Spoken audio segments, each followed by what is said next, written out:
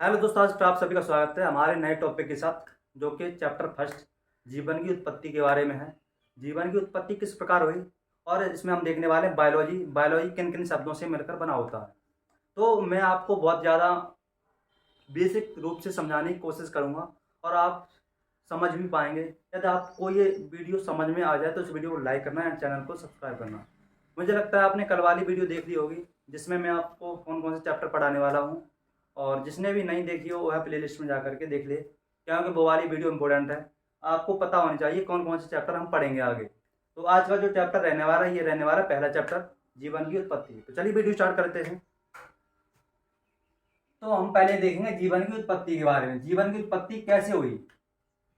जीवन की उत्पत्ति के लिए जो सर्वाधिक प्रचलित थ्योरी है वह कौन सी है।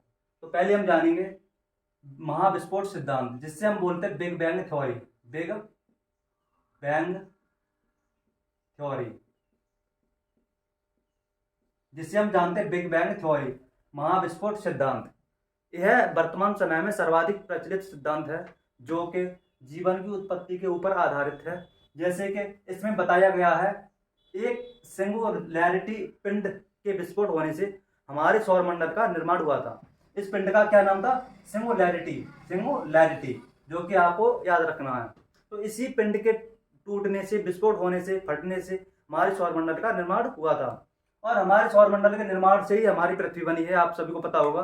तो लगभग 4.6 अरब वर्ष पूर्व जो हमारे सौरमंडल बना था, या बनने की प्रक्रिया स्टार्ट हुई थी, उसी से हमारी पृथ्वी का निर्माण हुआ है, जो आपको याद रखना है।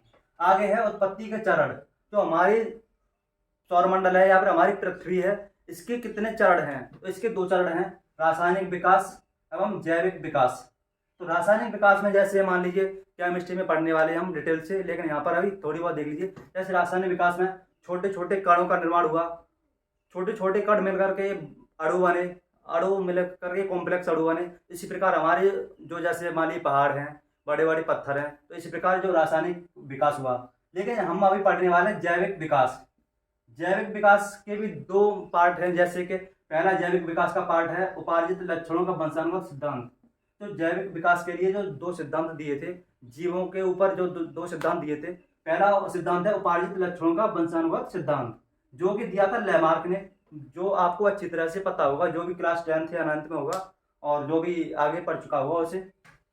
जो नेक्स्ट सिद्धांत दिया था प्राकृतिक चयन सिद्धांत, तो ये दिया था डार्विन ने। वेरी वेरी इंपॉर्टेंट है दोनों सिद्धांत जो आपको पढ़ने हैं। जो अभी तक हमने पढ़ा था वो इतना ज्यादा इंपॉर्टेंट नहीं था, लेकिन ये बहुत ही ज्यादा इंपॉर्टेंट है। तो पहला दिया था उपार्जित लक्षणों का वंशानुगत सिद्धांत, जो कि दिया था लैमार्क ने। इसीलिए इसे हम जानते हैं लैमार्कवाद सिद्धांत, लैमार्कवाद थ्योरी, लैमार्कवाद थ्योरी। और प्राकृतिक चयन का सिद्धांत दिया था डार्विन ने, इसीलिए हम इसे जानते हैं डार्विनवाद थ्योरी, डार्विनवाद थ्योरी, डार्विनवाद थ्योरी। थ्योरी हिंदी लिख लीजिए आप, क्योंकि ये हिंदी लैंग्वेज में क्लास चल रही है सभी। थ्योरी, डार्विनवाद थ्योरी, लैमार्कवाद थ्योरी। तो इनमें लैमार्क ने और डार्विन ने कौन कौन से नियम दिए, जंतु के ऊपर कौन कौन से इन्होंने नियम निकाले, वो आपको पता होनी चाहिए, जो कि हम पढ़ने वाले हैं वंशानुगत पार्ट में डिटेल वाइज। लेकिन यहाँ पर थोड़ी बहुत देख लीजिए। जैसे कि लैमार्क ने बताया था, जो जीव जंतु होते हैं उनके अंदर आंतरिक शक्ति होती है। पहला नियम दिया था इन्होंने, जो जीव जंतु होते हैं उनके अंदर आंतरिक शक्ति होती है। लेकिन डार्विन ने, जो डार्विन हमारे वैज्ञानिक थे, उन्होंने कहा कि जीव जंतुओं के अंदर आंतरिक शक्ति नहीं होती है, वो बाहर से प्राप्त करते हैं। ये दिया था डार्विन ने। जो लैमार्क ने दूसरा नियम दिया था, जैसे मान लीजिए हम जीव जंतु है, हम भी जीव जंतु हैं, तो जीव जंतु अपने आवश्यकताओं के अनुसार, अपने इच्छाओं के अनुसार अपने शारीरिक में बदलाव ला सकते हैं, ये दिया था लैमार्क ने। लेकिन इन्होंने, डार्विन साहब ने मना कर दिया कि ये बदलाव नहीं ला सकते हैं। जो अगला नियम दिया था लैमार्क ने, जो जंतुओं के ऊपर इन्होंने बहुत ही ज़्यादा रिसर्च की, और एक नियम और दिया था इन्होंने कि जीव जंतु जैसे अपने जो गुण होते हैं या फिर लक्षण होते हैं, पीढ़ी दर पीढ़ी अपनी संतानों में सभी गुण ट्रांसफर कर देते हैं, मतलब कि सभी गुण उनके बच्चों में चले जाते हैं। ये दिया था लैमार्क ने। लेकिन डार्विन ने यहीं पर इसका उल्टा दिया था। जैसे जो भी हम जीव जंतु होते हैं, इनके संतानों में जो गुण जाते हैं वो थोड़े बहुत जाते हैं, मतलब सभी नहीं जाते हैं, थोड़ी बहुत या कुछ जाते हैं। ये दिया था डार्विन ने।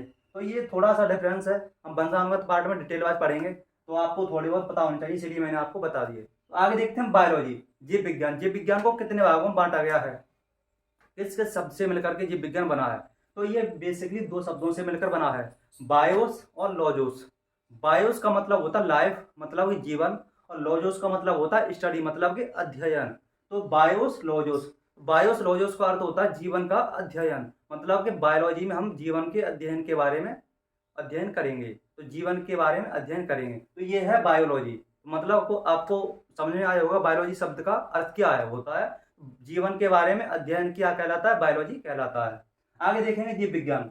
तो जीव विज्ञान को दो भागों में बांटा गया है, जंतु विज्ञान, पादप विज्ञान। जंतु विज्ञान में जीव जंतुओं के बारे में अध्ययन करते हैं, और पादप विज्ञान में पेड़ पौधों के बारे में अध्ययन करते हैं। तो जंतु विज्ञान को हम इंग्लिश में बोलते हैं जूलॉजी, और पादप विज्ञान को बोलते हैं बॉटनी, जूलॉजी बॉटनी। आगे देखते हैं, जो जंतु विज्ञान है इसके जो जनक कहलाते हैं अरस्तु, और पादप विज्ञान की जो जनक कहलाते हैं थियोफ्रेस्टा। वेरी वेरी इंपॉर्टेंट क्वेश्चन है, जंतु विज्ञान के जनक कौन है अरस्तु, और पादप विज्ञान के जनक कौन है Theophrastus. Very very important question है, आपको याद रखना है ये वाला क्वेश्चन, दोनों क्वेश्चन। और आगे एक और क्वेश्चन छूट गया, जीव विज्ञान शब्द किसने दिया था? जीव विज्ञान शब्द किसने दिया था? थोड़ा ही डिफरेंस है, क्वेश्चन जैसे पूछ लेगा जीव विज्ञान के जनक कौन है, तो क्या लिखना है आपको अरस्तु। लेकिन जीव विज्ञान शब्द पूछ ले, शब्द किसने दिया था? तो ये दिया था लेमार्क व ट्रेवेरेनस ने, लेमार्क व ट्रेवेरेनस ने। तो ये आपको याद रखना है। आगे अरस्तु ने जो जंतु विज्ञान के ऊपर एक बुक भी लिखी थी, इस बुक का नाम है जंतु इतिहास, जो कि इन्होंने 500 प्रजातियों के बारे में उस बुक में दर्शा दिया गया था। उन्होंने 500 प्रजातियों के बारे में लिखा था उस बुक में, तो इस बुक का क्या नाम था? जंतु इतिहास। आगे है थियोफ्रेस्टस, इन्होंने पेड़ पौधों के ऊपर एक किताब लिखी थी, इस किताब का नाम है हिस्टोरिया प्लांटेरस। ये प्लांटेरम जो कि पेड़ पौधों के ऊपर किताब लिखी गई थी, किताब कभी कभी पूछ लेता, तो आपको याद रखेंगे हिस्टोरिया प्लांटेरम और जंतु इतिहास। और जीव विज्ञान के जनक कौन है? अरस्तु। तो ये थी हमारी बायोलॉजी के कुछ बेसिक नॉलेज, और जीवन की उत्पत्ति किस प्रकार हुई। कल हमारा चलेगा जीवों को किस किस फैमिली में, किस किस गण में रखा गया है, वो आपको बताएंगे हम कल, जो कि हिंदी लैंग्वेज में क्लासें रहने वाली हैं। आप सभी को पता होगा, पहली क्लास आप देख लेना, प्लेलिस्ट में जाकर देख लेना, या फिर आई बटन में भी दे दूंगा उसमें देख लेना, या फिर डिस्क्रिप्शन में भी लिंक डाल दूंगा उसमें देख लेना, ठीक है। तो ये थी आज की हमारी क्लास, आप इसका स्क्रीनशॉट लेना चाहते हैं तो ले सकते हैं।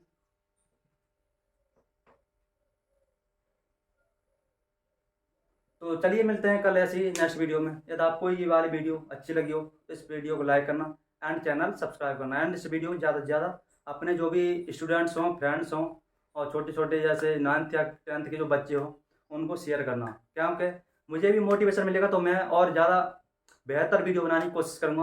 और आपको बायोलॉजी यहाँ के अलावा कहीं पर भी पढ़ने की आवश्यकता नहीं है, यहीं से बायोलॉजी आपका एक क्वेश्चन भी नहीं छूटे।